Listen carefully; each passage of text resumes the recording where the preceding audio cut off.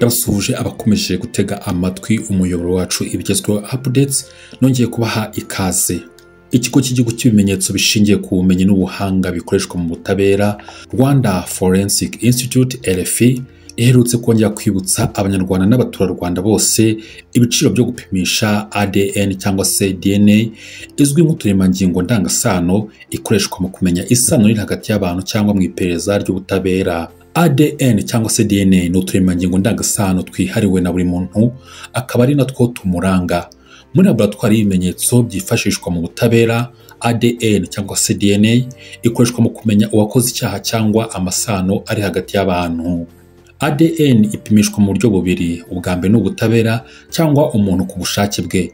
Mu butabera, RIB, ubushinjacyaha, inkiko yaba iza gisirikare cyangwa iza gisivili, urwego rushinzwe abinjira n'abasohoka, umushinga w'indangamuntu, abo bose bashobora gusaba ko hapimwa ADN y'umuntu.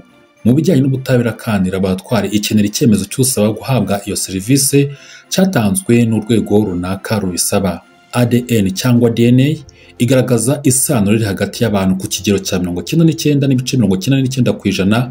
Ibi bikaba bigaragaza ko ari ikimenyetso simusiga ku isano riri hagati y'abantu mu gihe bikenewe nko mu rukiko, cyangwa se ari umuntu ubikeneye ku giti cye, urugero nk'umubyeyi ushaka kumenya niba umwana ari uwe koko. Dore rero ibisabwa ku bashaka gupimwa cyangwa se gupimisha ADN cyangwa se DNA. RFI ikaba ivuga ko ibisabwa bitandukanye bitewe n'imyaka y'uwo bipimirwa. Hari icyiciro cya mbere cyo ku muntu wuje imyaka y'ubukure, ni ukuvuga ufite imyaka irengeje 18. Kuri uyu nguyu icyo asabwa ni ukwerekana indangamuntu cyangwa se passport, agasabwa kandi kuzuza inyandiko yemeza ko yemeye gupimwa. Ikindi kandi asabwa ni ukwerekana icyemezo cy'uko yishyuye serivisi. Ku cyiciro cya kabiri ni ku mwana uri munsi y'imyaka 18. Ahangaha rero iyo umwana ari munsi y'imyaka 18, dore ibisabwa kugira ngo apimwe ADN cyangwa se DNA. Icya mbere ni uko ababyeyi bombi bagomba kuba bahari, cyangwa se n'umubyeyi wemewe n'amategeko akaba ahari. Ibi bisobanuye ko abapimwa bose bagomba kuza kuri laboratwari. Ahangaha ni umugabo uwo babyaranye n'umwana bashaka gupimisha igihe ataruzuza imyaka 18. Icyakora iyo umwana arengeje imyaka y'ubukure, ashobora kuzana n'umubyeyi umwe ashaka kumenya isano bafitanye. Icyo gihe rero iyo umwe mu babyeyi nyine adahari, hagaragazwa icyangombwa kigaragaza impamvu adahari. Ikindi kandi gisabwa kuri uyu mwana uri munsi y'imyaka 18 ni icyemezo cy'amavuko cy'umwana. Ikindi gisabwa ni inyandiko yemeza ko ababyeyi bemeye gupimwa.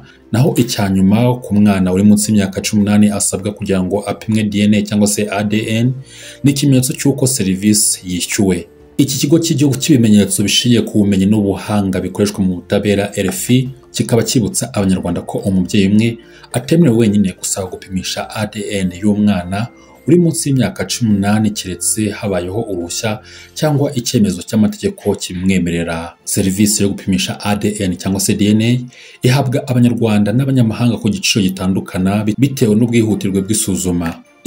Ku isuzuma risanzwe rimara iminsi 7, icyo gihe umunyarwanda yishyura amafaranga 89,000 n'amafaranga 10 by'amafaranga y'u Rwanda, mu gihe umunyamahanga yishyura amafaranga 106,812 y'amafaranga y'u Rwanda.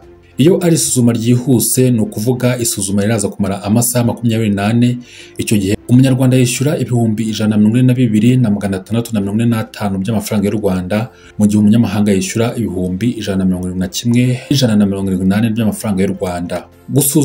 Gusuzuma cyangwa se gupima ADN nta bwishingizi bukora mu kwishyura ibi bizamini, bityo uwifuza serivisi agomba kwishyurira 100%. Iki kigo cy'igihugu cy'ibimenyetso bishingiye ku bumenyi n'ubuhanga bikoreshwa mu butabera giherutse kandi gutangaza ko muri Mutarama 2026 kizatangira gupima uturemangingo ndangasano cyangwa se ADN tw'abangavu bamaze ibyumweru biri hagati ya 6 n'8 batewe inda, kugira ngo hamenyekane abazi bateye, bityo babone ubutabera hakiri kare. Muri iki gikorwa hazajya hifashishwa uburyo buzwi nka Next Generation Sequencing. Hazajya hafatwa impagararizi y'amaraso y'utwite cyangwa se sample, hafatwe n'utunyangingo two mu kanwa k'umugabo ukekwa kuba se w'umwana. Utu tunyangingo tukaba tuzwi nka cheek swabs. Bizatuma hasengurwa ADN zavuye ku utwite n'iz'umugabo bikekwa ko wamuteye inda, hamenywe niba ari se cyangwa atari we. ni uburyo butandukanye n'ubusanzwe kuko ubu iyo umwana asambanyijwe bikamuviramo gutwita hategerezwaga ko ibyumweru 12 bigera kugira ngo bashobore kuba bakuramo inda iyo byemejwe n'inzego zifitiye ububasha cyangwa se bakazarindira ko uwo mwana azabyara hagapimwa uturemangingo ndangasano tw'umwana wavutse hakamenyekana uwamuteye inda. Ibi ni ibintu bizagabanya ikibazo cy'abana baterwa inda ariko ntibahabwe ubutabera. Nko mu mwaka wa 2024 honyine gusa hakusanyijwe abana batewe inda bagera ku bihumbi 22,454 bavuye ku bihumbi 22,055 bo muri 2023. Benshi bakaba bari munsi y'imyaka 17. Ngaho nguko rero mwiyumviye ibisabwa kugira ngo umuntu abashe gukoresha DNA cyangwa se ADN. Ibi bikaba bisobanuye ko umubyeyi umwe atabasha gupimisha ADN y'umwana igihe ari munsi y'imyaka 18. Bikaba bisaba ko ababyeyi bombi bagomba kujyana ndetse n'umwana. Bivuze yuko umugabo ashaka kumenya niba koko ari we se w'umwana agashaka kubikora mu ibanga bitakunda nk'uko abantu benshi bari basanzwe babizi. Ndabashimiye cyane mwakoze kudutega amatwi. Iyi ni channel ibigezweho updates duhere mu biganiro byacu bitaha.